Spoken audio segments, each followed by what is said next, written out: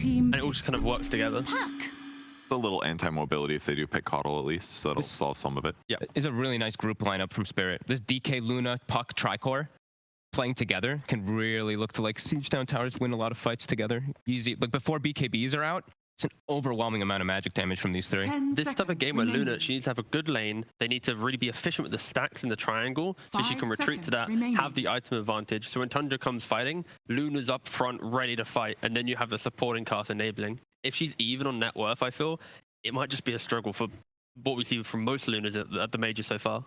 Yeah, and if she gets ran at, usually she gets blown up pretty quick, and they've got decent heroes for that, but Pugna can cover her too with the Nether Ward and heals, so she does have a decent outlook. And with the Puck, they're good against Bane as well. Little silences here and there can be really disrupting for Tundra's team fight. Do you think that Puck here is even Team Spirit saying, we know you're going to pick Kotl. At least he can phase shift the Kotl blast and not just get blasted out of lane? That's a good point. Yeah, Against that too. Jump to the back line, always be able to avoid inside of the fights. Doesn't die to the Kotl as easily as most heroes that I've seen. Like even like Mars's, I've seen dying to the Kotl with these. Yeah. But we'll see. I mean, Tundra's taking some time, so it looks like they're discussing something. I think Voice for it is also on the cards here. If they want a little bit more control, a bit more fight, maybe some silence to deal with the Pugna as well. Because you already have like Bane Beastmaster will be dealing with the Luna. And then you kind of want someone else just to put the Rubik and the Pugna a little bit further back in the fight. Isolate the Luna. As she steps up, you want someone to kind of also jump to the back and deal with them. You don't really have that with Tundra. Yeah, I mean, they have vision, so like they could use vision plus blinks on either CK or... Yeah, they do. With the bands, right? The Storm Kunkka band kind of just like made it like glaring. Right? Yeah, glaring to me at least. And then they wanted someone that can sit in the back, and it works. It works with CK. It gives everybody mana, gives everyone healing when you're pushing with the Beastmaster too.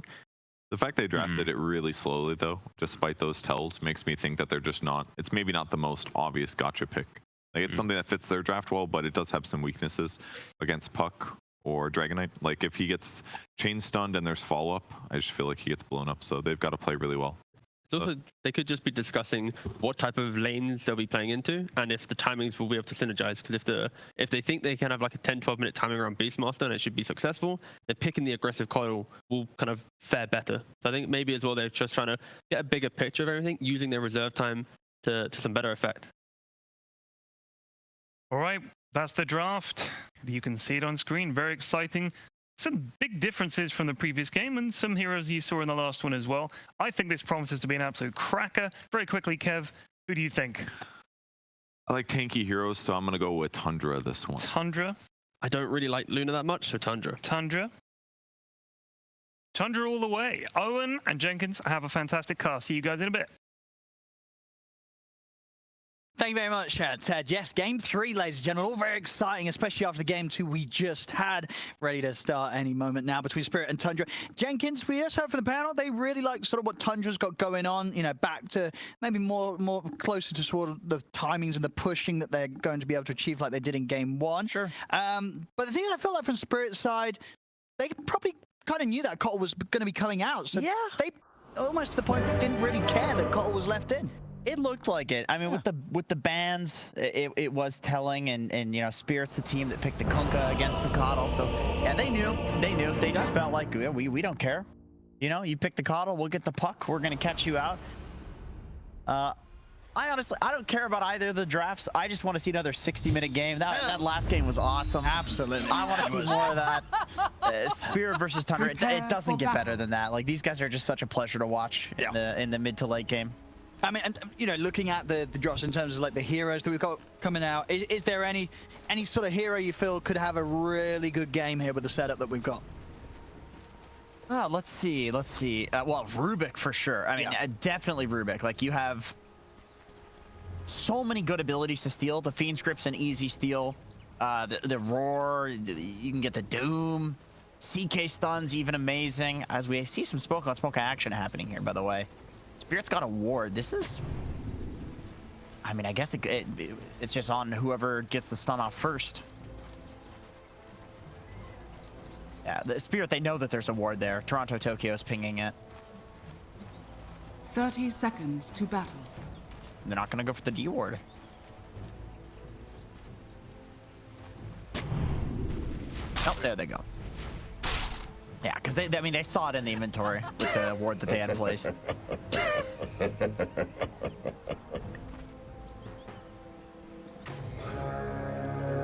surprised there was no fighting there. I'm quite surprised. Both teams not willing to risk running into 5 heroes and just seeing what the hell happens. The battle begins. Alright. Yeah, won't be able to do anything with that. It's just going to be the one for one. We chilling. See, how many sticks do we have in this game? How many sticks we got? How many on the spirit side? That's a relatively stickless game, actually. Yeah. And this time we've got, what, 33 on his beast to just be going for the straight helm rush. Oh, yeah. Oh, yeah. The classic. You don't need regen. That's what supports are for. Yeah, Saxon ready to help out with the 6 Stangos he'll start with. Let's see how these matchups go. So as we saw with the bans, the Tundra, they were trying to set up for 9 to have a solid, easy lane in the mid. Should he get that against a Puck? It's going to be pretty simple for him to maximize farm straight from the start as a Kotl. I think both. I think both will do fine. They're basically the same hero. You just nuke the wave out from far away. Puck can definitely dodge the Kotl blast though, so I think both heroes will be more than happy to farm here. I think Kotl will probably outfarm though. Top lane. This is going to be some good blocking here from Collapse. Thinking getting very, very low, but Skeeter's in with the stun. That's thinking just being cheeky. Just zoning out 2 heroes there. Such good base stats. It's all, every time Bane gets nerfed, it's like it still seems like he's such a pain in the ass to lane against. Sox is going to actually opt to cut the wave. So on the bot lane, Tundra is looking to play passive. They just want a 50-50. Get the Beastmaster his Helm Dom or his Helm of Iron Will, and then maybe after that play the lane a little bit more aggressively with some levels. And of course, considering this bottom lane, we heard from the panel that not necessarily the biggest fans of Luna at the moment. And what was sort of your opinion on this hero as a carry right now? I know carries still like it. Like I've just heard from carry players, it's not that bad. Like B tier, I think. There are generally better carries, mostly because the Lucent Beam build has been nerfed so much. Like the cooldown on it, the damage, and that was kind of like the unique way to play Luna. Before, it's still decent, but you can always play Luna with Satanics and just be like a regular, right-clicking type hero. Some really good blocking from the 2 of them, but of course once that Lucid Beam's gone, the Saxon knows that he has a free way out with the TP. Top lane, Mirror. Can he run down, and that'll be first blood. Skeeter finishes the job. Dire's top tower is under attack. Tough lane for a little Pugna. Can definitely feed against a Bane CK. I think we saw the Bane CK in the first game, actually, on the flip side, where you would have the Bane just nightmare, and then CK gets all this time to run over and get into position. Nice little double stack from 9, just playing to farm, which I think this is fair on the mid lane. Like, Radiant's middle tower Puck is just going to push the wave out as well, so you may as well push the wave out faster and just kill multiple camps instead of only killing the easy camp. Because realistically, Puck can only farm the easy camp. Of course, as we've seen, especially for 9 on his Kotl, when he gets this space and start, he starts hitting some insane timings. When you look at what Spirit have, do you imagine we're going to get any chance for Spirit to be able to come over to this area, this mid part of the map, and slow 9 down at all at the start? When Puck gets Coil, I think when Toronto Tokyo has Coil, you can go for that play. I think it's definitely fine to go for that play, but the Spirit supports are a little bit... there's not a Bane, there's not really like a setup hero. Rubik and Pugna are kind of +1s, so it is a bit weird. Not exactly like great gankers, but yeah, I mean, if the opportunity presents itself, I think you're always going to go for a play like that. That's just kind of how Puck is. Somebody steps out of position, you go for the coil, like no matter what lane they're in. Let's see what Saxa can find. What does he get? Oh, it takes the tornado.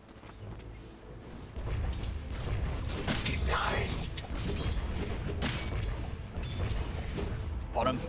Posca trying to get some denies in under the tower there after 33 drags the wave round, but does have to be a bit careful, especially with Saxa coming back over. That's 33. It's got a fair bit of damage to work with those 2 points in the axes.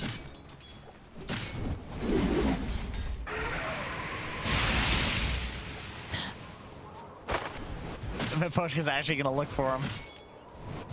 Instead of interrupting, he just right-clicks him to death. Yeah.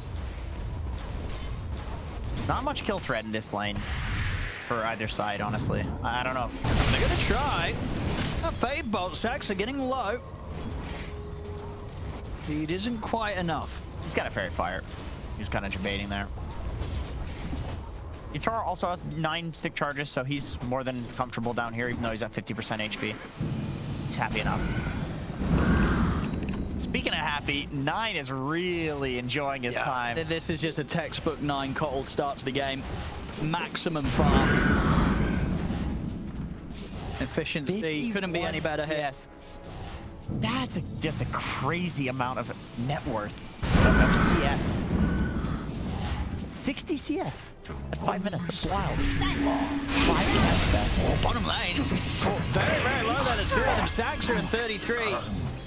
As Toronto Tokyo finds an easy dream coil. They were not prepared for the puck to turn up like that. Yeah, that is one thing a Kotl structures can't are really do fortified. at this point, is turn up and kill 2 heroes in a lane like that.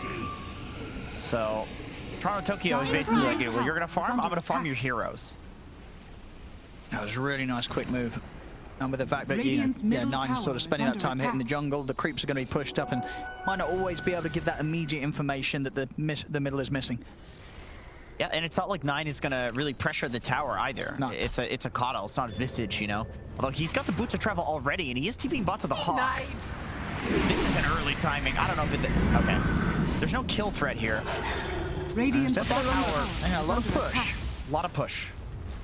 Let's see if they can try and get their hands on the posture.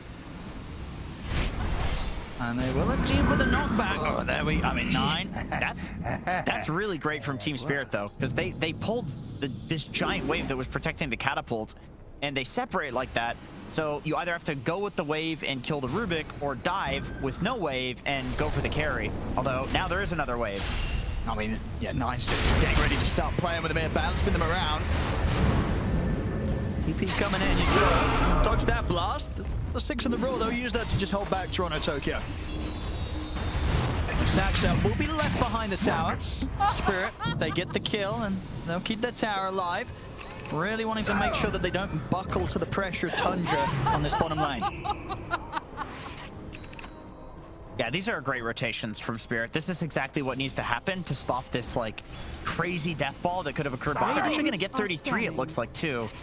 There's Coil. As TP's coming down here, Radiant's Tundra. middle tower is under attack. See if they can keep him safe. 33 is going to be trapped. As Toronto Tokyo and Mira get over to the other side of him, he's got nowhere to run. Spirit really breaking up exactly what Tundra want to achieve here with those early focus, that focus on the bottom lane. That would have been an insane solo kill. But, and Collapse is playing at really low HP. See over in the mid, snaking. It's got a DD, so some extra damage coming in through that nightmare with the right clicks. Mira trying to duke it out with the trees. He'll put the stick charge, but Snaking's got it. Yeah, but it was mid as well. Maposhka trying to run, but Saxa staying on top of him. 9 blast him out of the game. Saxa turned upon by Yatoro. He's got enough regen though to walk it off. Yatoro won't be able to find him in return. These blasts from 9 consistently coming out. I mean, he's already just dealing so much damage here in this early game. This is a classic Yatoro move, by the way, moving towards the mid lane. I remember... Toronto should be fine. I'll tell you what, he's maybe not fine, actually. Snaking, that DD rune on Snaking there pretty much got them the 2 kills. Yeah, this Bane coming in with some heavy punches. You see a puck versus a level 5 Bane, you think, like, there's no way, but he had the level 3 brain step up that entire time. Anyway, I remember something at TI. A lot of people were talking about Yatoro and how on these ranged heroes he goes mid instead of going to the off lane, because this happens if you go to the off lane. And there's the setup top. It's just so hard to get away from these heroes.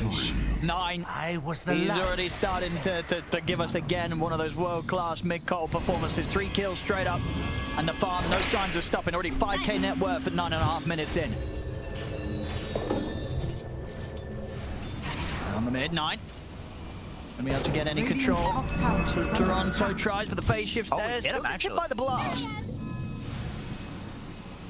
I mean, it's just terrifying, Jake, because this Bottom Kotl tower is under running all attack. over the place. You know, you've got to be on top of your game here if you're Spirit. You've got to be ready for 9 just to be appearing from all angles at all times. Yeah, he's everywhere, and he's picking up an Orchid too, so eventually this guy's gonna have disable for the puck. Radiant's bottom You tower have to be is so under careful. attack. Any of these heroes, I think including the DK, will die to an Orchid, plus just like the Kotl +1. And you can kill any of these heroes on the side of Team Spirit. And as we say now, you've got to imagine that Spirit, they felt that they're going to have a way to deal with Radiant's this, because those bottom last tower 2 is final under bans from them, attack. it was pretty much like the Bat and the Invoker. They left the Kotl in, and because I don't think you're forgetting about the Kotl when you're playing against Tundra. No. You know it's going to be there. Especially not Radiant's Spirit. bottom No, tower they've is thought under about this attack. hero a lot. Like they felt like they could deal with it, and it's looking like they can't so far. On a Tokyo. Not 9. Radiant's bottom As tower. soon as they sort of show that if you call by the root into the stun, he's in a lot of trouble here. He'll drop the Dream Coil, but he's knocked back into the blast. They're struggling with him. Thinking is 6. And Maposhka is not, so there's no steal that can come in from the Fiend's grip. Just blast after blast, kill after kill. 9, 5 kills Radiant's already. bottom tower I think is they can under go attack. smoke. Dire's middle He's tower still got his is Fiend's under grip up. He's got... I mean, yeah, the amount of gold this Kotl has, it's just insane. Here we go, straight away. 500 gold. The Orchid's going to be here. Almost certainly a record timing after the bots. Yeah, that's insane. I feel like he was just halfway to it, but every time he shows up to a lane, he gets a couple of kills, and he's actually getting the bounty for these kills too. It's not like he's just contributing to them. He's CSing them. So he's 5-0-0. None of the kills that he showed up for, he's just assisted in. He's getting all of the kills, so he's massive. And with the way he's sort of playing the edge of the fights, the only one really that has a chance of setting up on him is Toronto Tokyo. But as we're seeing, when he goes in to look for the Dream Coil, Radiant Tundra, structures are they've got ways to catch the puck. It's not like they lack the ability to make sure that, you know, Toronto Tokyo's committing, he will get punished. Right. It's like there's a lot of projected ways to catch him, like the Roar, the Doom, the Ensnare that we saw come out. But there's just so many Yeah, that's the that thing. he's There's getting a lot. caught by one eventually. I'd say it's not an easy game for him. It's not, no. But not for like super obvious reasons. I mean, the Bane is a good solution to Puck, but still, it is one of the more projected ones when you're talking instant disables. Like the Bane has to Radiant's walk up middle and tower is Fiend's Grip's under not attack. that long of a range. They're setting up top. I've been lucky enough there, Collapse, to be just out of range of the rift. I like that Tundra does this. I've seen them do this in a lot of other games where they just go posture somewhere where it looks like they're about to do some crazy Tundra shit, and then there's this massive response of TPs, and then immediately chain the play into a smoke somewhere else. Because now you know that there are 2 heroes that cannot get there if they make a play towards bot.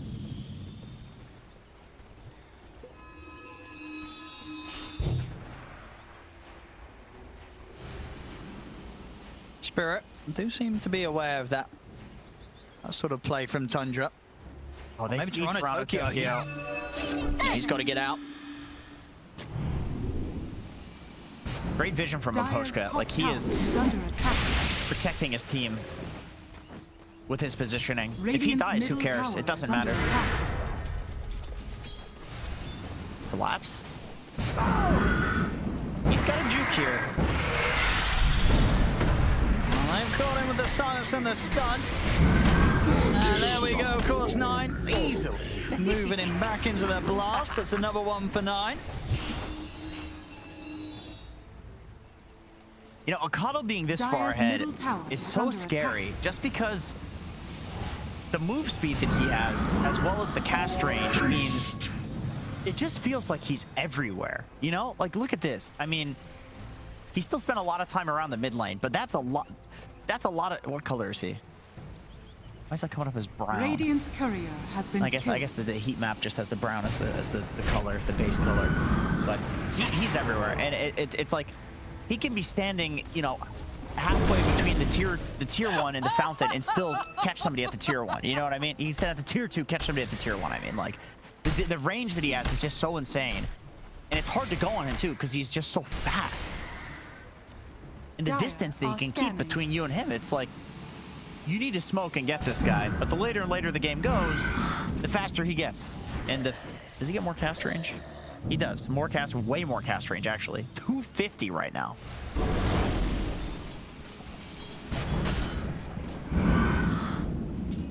For Spirit, they're still finding the farm for Yatoro. He's making good progress. And the jungle is just everywhere else around him as his other two cores unable to find the ability to make these moves against a much more mobile lineup of Tundra.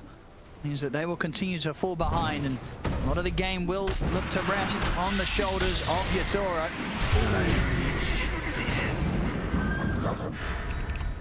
The problem is, I don't see Luna 1v5ing anymore. I mean, especially in a game like this, right? There's so much sort of like single target. A lot of these heroes, they're a big problem for Luna. And Mapochka's almost certainly dead. I don't see how he survives this. Even gonna use the grip just to make sure that if anybody shows up to this, they're not gonna help out. Oh, this is getting pretty rough. This is sort of leaning the same way of the speed of performance that Tundra brought out in game 1. Yeah, this is what they love to do. They need to catch 9. See top lane. I'm gonna try and take him down with the Eclipse, but Skeeter's able to walk off to the side. And he's away. He's got backup as well, so Spirit, it's hard for them to really just blindly chase into this. There's 9. Around the trees and back under the safety of the tier 1. Spirit won't be able to kill either of these. It's just so hard to catch Kotl because of the distance that he can keep between you and him while he's contributing to a fight. He didn't even have the Spirit form there either. And on the mid, as As soon as he's running away from your top, he's appearing in the mid and killing off a support. Yeah, he has Arcane Urn. So Spirit form is like 5 seconds downtime or something like that right now. And Boots of Travel, of course. Now they're just going to 9 seconds. He has them up again. He can go bot if he wants to. Fortified. Radiant's middle tower is See under what they can attack. find here, Spirit.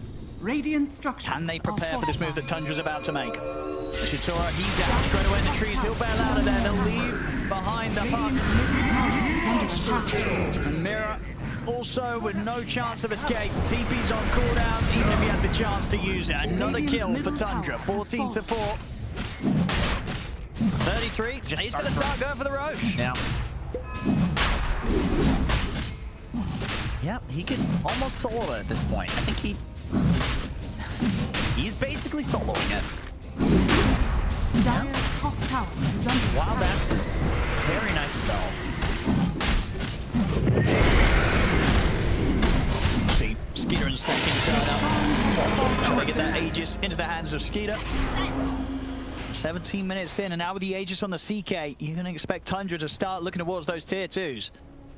It's just a question really if Spirit's going to get to a point where they can fight around their Luna, get Yatoro involved. As we saw there, even on that top play, it's not easy for him, and even when he is there, still doubts of whether there's going to be enough damage to get these kills if they catch the members of Tundra. The good news for Spirit is that the only hero that's really going to be taking the towers is Beastmaster. Kotl, one of the worst tower takers in the game. He does heal, so it's sustain. But in terms of actually doing damage to the tower, there's nothing. Radiant's courier And has been CK, this is an illusion-based hero, doesn't do very much damage to the towers until very late into the game. So Spirit does get to go late. However, I don't know if they want to. I don't know if they even win late game with Luna. This is not like the PA where there's this super solid 3-item timing that you can always win on. Like a CK versus a Luna with 3 items. I think the CK wins that. I think, especially when you could just consider the things that they have to control the Luna through the BKB, right? Yeah. You're getting roared. It's not getting just rifted about. the Doom this time. Yeah. There's all sorts of things. So like, Yeah. you can't just 5x Lincolns this because there are 5 things to cancel the Lincolns. Listen, and it's a tough game for Yatoro to carry. And not on a Radiant's hero top that's tower quite is got under the sort of attack. the same extreme level of potential as a PA as we saw him on last game. Much harder as a Luna. Tundra's kind of baiting this. Baiting the creeps. Oh, never mind. Just waiting for Skeeter. Radiant's top tower has been denied. They're being respectful on Tundra. They really respect Spirit's ability to jump the back lines and win a fight despite being at a deficit in this game. They've got the blink on Toronto, Tokyo. And it's still a bit of a window where 9 hasn't quite got the BKB. He is close though. So, of course, when that BKB's there, then they stand no chance of killing this Kotl. In the mid. Quick, easy grab onto Mira. Mira's 0-6. He has just not been able to have an impact in this game. He's basically a Nether Ward, and the Nether Ward is being scouted out by the Hawk in the trees, so that's even dying. He's just not been able to play Dota this game. And 33 got the shittiest creep. Well, I mean, it's not bad for doing the building. Dude, right? I'm telling you. It's building damage. I'm telling you. Is it not a lot of damage? It's not a lot. It's not a lot. Like, you know, shout out to the Ancient Ice Shaman. Oh, actually, yeah, I guess it's what it's. Yeah, it's not a lot. It's really not a lot. The spell amounts to what 100 damage to a building. It's one of those things you get really excited when you see it in the camp. You're like, I'm gonna try the new creep, and it's just awful. 33 is gonna, you know. Yeah, you got mana to do so. 4 of those, each do 100 damage to a tower, so it's 400 damage to a tower. Yep. Yep. Radiant structures For are like fortified. Second, but I mean, it's got a fair bit of right click, of course, for all these buffs. You know, Yeah, and a good range as all right, well. it's all right, You know, but you're keeping him at a distance. He's, you know, shooting his staff at the towers. Yeah. Yeah. You'd definitely rather the other ones, though. He'll probably. Radiant's middle If it's the tower only has one fallen. available, of course you'll take it, but they'll be going back for some of those. I just think it's a funny creep to get. It's a really funny one. It's always so exciting, and then you see it on the tower, and it's like, oh, it's just decent, you know. Especially with the troll summoner being in the game, you know. Yeah, it's You like, feel like the that's ancient building one, should be something better than that, but the troll summoner is just insane for taking towers. Well, ready to go for another tier 2 here, Tundra. They didn't meet any sort of response in the mid push. The same, maybe steady, they're smoking up Team Spirit. But this is the fight. Yatoro's got his BKB. Soxa's looking Dire's top. middle tower is under attack. There's a small window here where Spirit can take a fight. Let's see what they can do. They get the jump on Skeeter, 30 seconds to Aegis. Dire's middle tower is Here under they go around this. Just try and get him the launch, but not quite finishing him off. There we go. Taking him out. The BKB's there, but the roll from 33 immediately return. And there's the Fiend Script. They're locking down Yatoro. But the silence will put an end to the Fiend Script, but now Yatoro with the remainder of his BKB has to run. Skeeter trying to pull it back with the Rift. He's able to grab him. As Yatoro's gone. Toronto, Tokyo in the trees. But any escape from this he hasn't. Silence into the physical of Skeeter. There's both cores taken out.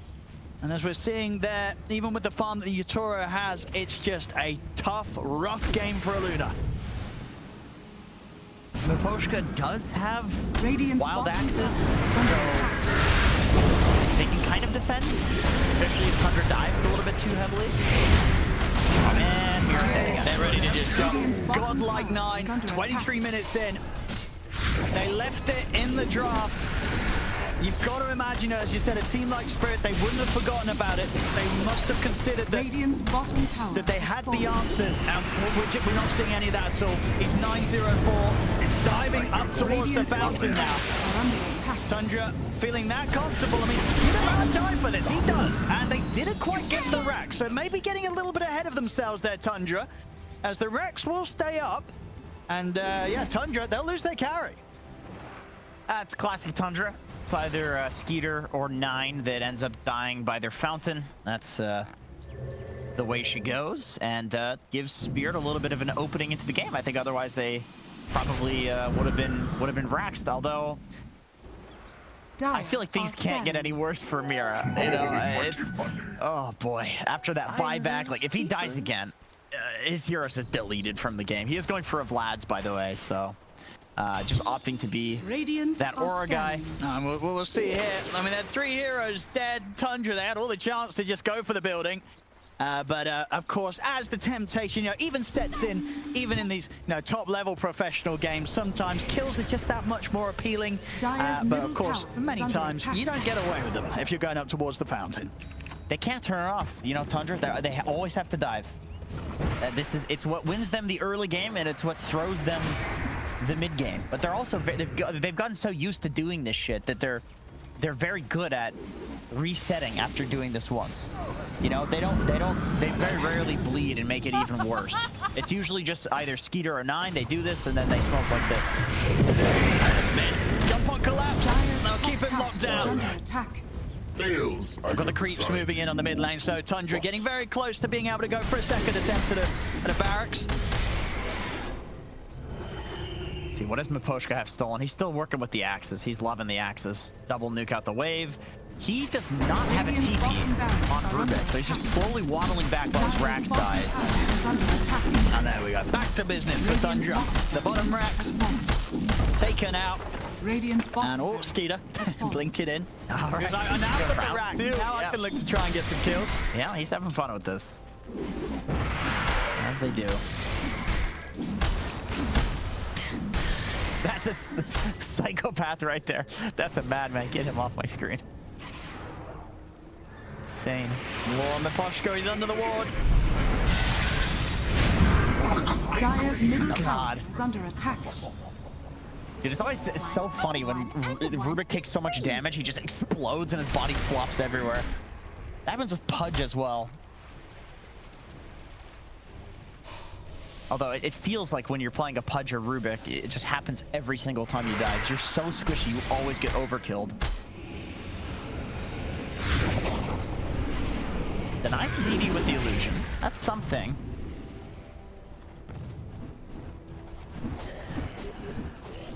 Oh, we're so close to 420. Well, not today though. Not gonna happen today. It's alright. Lincoln Sphere, still a fair bit of gold away.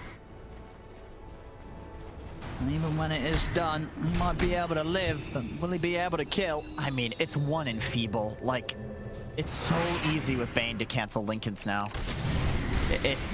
It's just nowhere near as impactful as it was in the last game, just because of all the Lincolns cancels, all of the abilities that you need a Lincolns to avoid. It's like, okay, let's say you block the Fiend's Grip. Well, what are you going to do about the Roar? It's BKB piercing. What are you going to do about the Doom? It's BKB piercing. What are you going to do about the Reality Rift? It's BKB piercing. Like, it's just not... just doesn't look as good as the last game. This is really tough for Spirit. They have to do crazy stuff in the next team fight, and they did in the first game. They did. They were able to pull some good stuff off. It didn't win them the game, but it's going to need to go back to that. Dire's bottom tower is under See, they're going to have to get ready to Radiant's try for it top soon tower as is under Tundra attack. closing in on the top lane. Dire's structures are fortified. Number tier Radiant 2. are scanning. Shortly to be taken. Team Spirit and have to be prepared for that high ground defense. Roshan is up, so likely the Tundra will Radiant's settle top back and tower grab is that under one attack. before going for another high ground siege. Radiant's top tower has fallen. Yep, Roche is up. Scan was just used, so you know, Spirit has an idea of what's happening right now, but still can't be entirely sure. All of Tundra could be just waiting for them on a high ground. So there's just no contesting this. I think the shard too. What shards do we have here? Dire are scanning. East shard, pretty nice. Cancel Lincoln, but what does die to the AoE that's going through. CK shard, so of course it's gonna be CK. He doesn't have his own shard yet. Dire's middle tower is under attack. Not as good as it once was. Cast range was reduced by half, but still incredible. I mean, imagine giving any other carry, they press a spell on a 10-second cooldown and their Dire's damage is bottom doubled. tower is under Like, that would attack. be insane on, you know, anti-mage or any other Dire's carry. And that's structures what are CK shard fortified. does.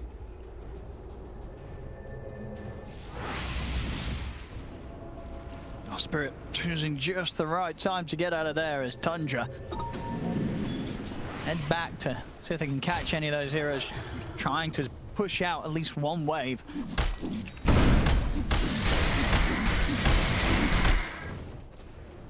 There we go, so further defensive items done. Toro's got his Lincolns, Toronto Tokyo has the Eon Disc.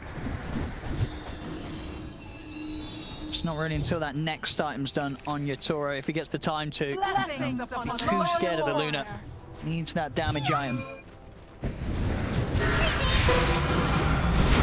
Want the Chuck Skeeter. Ready to go deep here. He's gonna lead in, look for Rubik. We'll manage to get the Rubik out of the start. Threw down the Linkers to keep him safe there. Coils out. And have managed to catch Skittle with the snap of the Dream Coil to the Dragon Tail stun, but of course he has got that Aegis. Even if they do manage to take him out the once, and they won't be able to do so, Tundra's fine. So what cooldowns did Spirit use there? Just the coil, it seems. I guess Got the Dragon form. DK form, but I'm not sure how impactful that is at this point. He's really a stun and you know, some damage reduction. So basically the coil. And Tundra, they keep the Aegis alive. So yeah, kind of like a null fight, zero-sum fight. They're all just chilling. But now Skeeter, he's got the DD, so he's feeling like a big boy. A lot of unspent gold too. Skeeter's sitting on 3,400 gold. 3,200 gold. He's not completed the full Octarine. I think he's about to pick that up. Unless he wants buyback. Nope. He says, screw buyback. I'm not going to die. Get my Octarine. Have that permanent spirit form. Yeah, 100% uptime on this thing is just crazy. It's just way too good.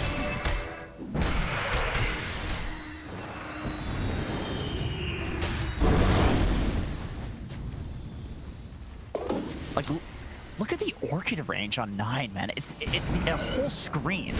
Like, you can't even see the circle when you hover over it. Yeah, if you zoom out, yeah. It's... Come on. Just come on. What the hell is that? Oh, my God. Have mercy, Gaben. Get him off. Come on. These men are savages. Spirit. Trying to bait here with your Toro. Smoked up behind him. See if they can maybe get out, get some vision control back on their side of the map. Dangerous mission for them to be on, though. Skeeter's just like, ooh, juicy heroes to kill. All right, don't mind if I do. And then they run back into the base. Yeah, well, I mean, what the hell else can they do right now? They've got to wait for this push to come and then something. I don't know what, if anything. Yeah, Tundra's not giving it to them, man. They're not. They're chilling. They're getting their items. They're having fun with this one. They want to get to their, you know, late game items. You know, the people. Oh. He does have an Eon disc, so like they're trying to get out and do stuff. Toronto Tokyo's trying to de-ward, but doesn't even get the ward that was on the high ground there. Has to run away. He got one click on it though. Next time, on the next adventure, he'll go de-ward that. Yeah, Tundra is showing a lot of respect here. It kind of feels like one of those games where you know that you've won the game, but like you're really close to finishing like a Shiva's Guard or something. You just want it for the end screen. Yeah, I think it's where they just picked up the Nullifier, the Skeeter. Yeah, it's about the unspent gold for sure. There we go. Bit of a poke coming in. We'll get the BKB out of 33. But over to the bottom 9. Heading in to try and find Toronto Tokyo. There you have it, the range. With a knockback into the rift, into the stun. Can't quite get it inside. Toronto Tokyo's out. Everyone Nullifier canceled TP? Because it counts as an item. Like as a thing you were purging, yeah. Yeah. No, because it muted items. Oh, it did, yeah. So it muted your TP, which is the goofiest thing.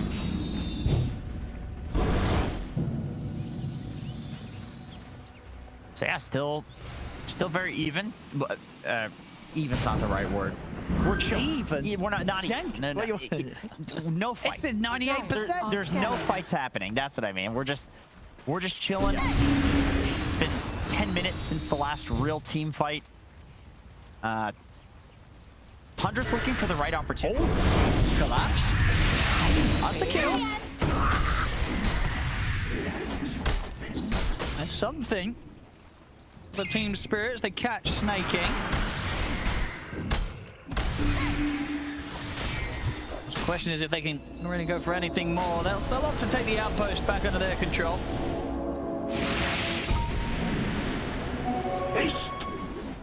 Pretty sure that's Spirit's last smoke. Let me see if they have any more. Yeah, I think that's their last smoke. So they can't do this again. That's their last chance to get out like that. Now, look at this. Again, yeah, good reactions. on Collapse. As he's able to walk out of this. Bottom, a few waves pushed out. Whilst Tundra might not be in such a rush to end the game, Spirit, they're not really giving them the chance to do so, even if they wanted to. They're still getting out on the map, keeping the creep momentum away from their base, pretty much all 3 lanes, which is pretty impressive considering they're down to 19k. And against 3 very farmed cores. I think Tundra is also respecting the high ground defense of Spirit. Even Rubik stealing Wild Axes with the Fade Bolts, damage reduction from that, damage reduction from the Wraith Pact on Pugna, Nether Ward, Luna constantly glaving and beaming, and I mean DK Fireball. It's really hard to push into this lineup. And Yaturo's getting there with the Daedalus. It's very close to being done. It's done. So he's gonna have some damage. He is the top net worth. He's done it. He's taken every single creep wave. As I say, no, it's nowhere near the sort of the ease of being able to 1v5 as it was for him last game on a PA. Luna, it's different, but maybe there's a chance from him. Here going with Skeeter to try and jump in to help out, but that's going to be Collapse going down. No buyback on him. Tundra may still choose to hold back until Roshan. It's potentially going to be there soon. We'll see.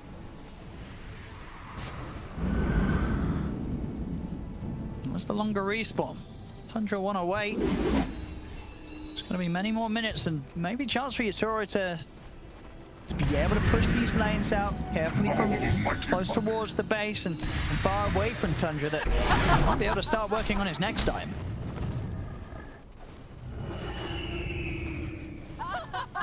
Nine is close to a Bloodthorn.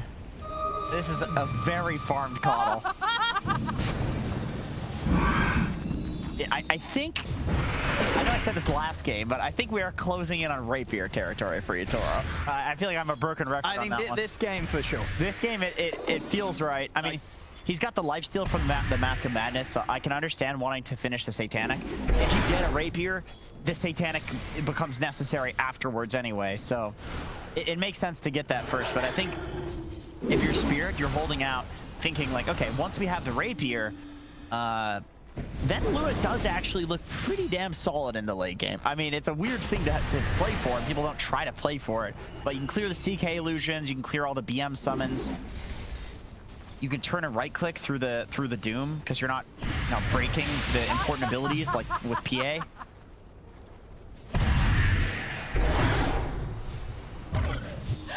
So there is a very hyper late game timing here where Spirit might actually have the power edge.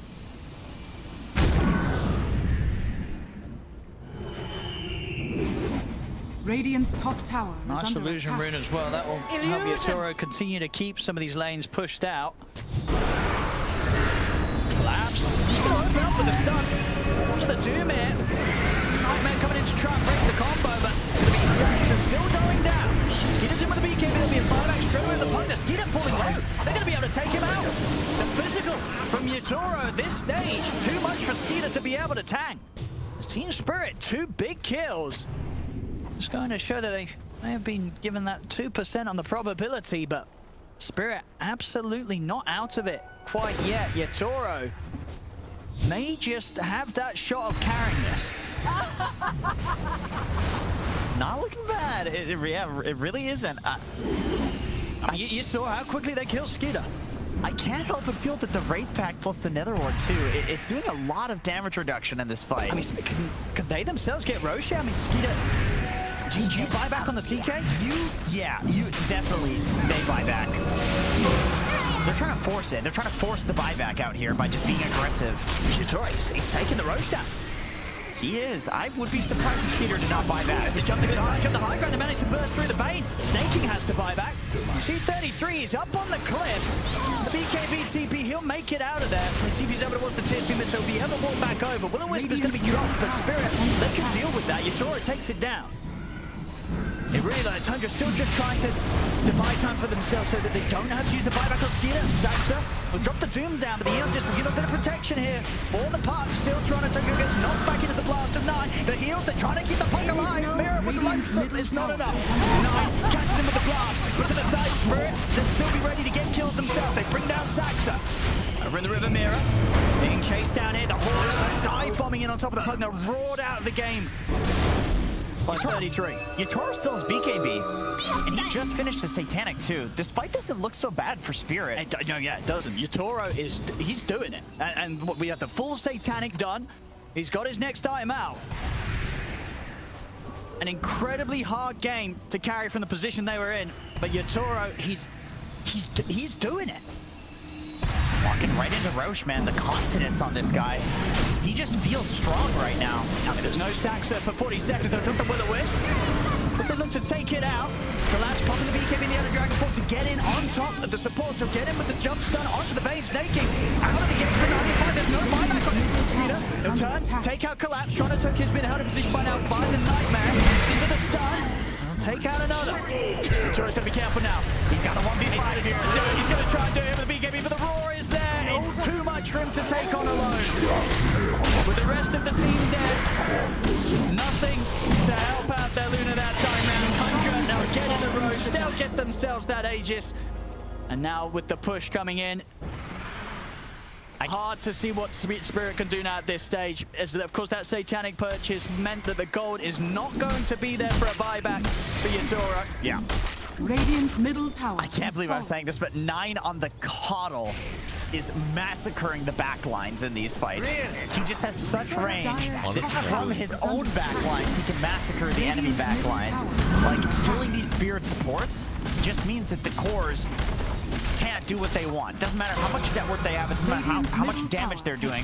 If they don't have the healing, the damage reduction from these supports, honestly, especially Mira, the Wraith Pact in the Netherworld are massively impactful. This looks like they're playing against Mega Creeps here. Yeah, Tundra's gonna not try and go for the game close quite yet. They'll go for the safer way out, get the Mega secured. The question is, can Spirit buy 30 seconds to get one more fight going with their 2 cores? Tundra pushed pretty fast. They're onto the tier 4s. Where's the Wraith Pact? Mira, a big call. They get the jump stun. The Pugna in trouble. Mira's out of the game. Tundra back onto the tier 4s. 10 seconds until Yatoro's back in. Maybe a chance for one more fight here from Team Spirit. As the fire is burning through Skeeter. Skeeter getting incredibly low. That's the Aegis gone. The Ancient's exposed, but Yatoro and Toronto Tokyo are back up. Gonna get the coil onto the 3 of them. Yatoro, he's got to pick his fight perfectly here. The stun. Skeeter down to half HP. He's gonna pick his picked up. Let the Nightmare come to the play. They try and jump forward, but Yatoro's gonna be fine. Gets the BKB and the Lincoln's up. He's okay. There's another Will-O-Wisp. Mira will be back up in 10 seconds. Toronto Tokyo, the blast. She's down. No Puck. And Yatoro himself with the BKB on cooldown. Very, very vulnerable. Skeeter jumps in. Stun not going to catch. The blink dodge is there for Collapse. I'm pretty sure Toronto Tokyo had Stormcrafter up for that, but just didn't press it. And when the camera shots go, like, he's looking a little rattled in this game. Like, Tundra, they have dismantled Spirit in this game, and it's coming from the mid lane. There goes the burn, straight in, into the roll. 33 opens up the lockdown onto Yatoro, and that'll be that. He's got a buyback. I mean, okay, it's not over yet. Tundra still not quite able to close it. Radiant's Ancient is The buyback was there this time for Yatoro. I love that they're pinging the Wraith Pact totem, so they're like, guys, we need to kill this. This is genuinely impactful. Spirit are holding. Only just, but there's the jump. On the low side towards him, they're trying to protect Yatoro, but the stun controls there. Yatoro, he's all BKB pin on it, doesn't matter. He's dead. And surely that'll be that. The Ancient, it's gonna go down. GG is called. As Tundra will take this game 3 with that. Of course, the series, it's theirs. 2-1 against Spirit. As Spirit, they took a risk in this draft. They left that Kotl in. And 9 did he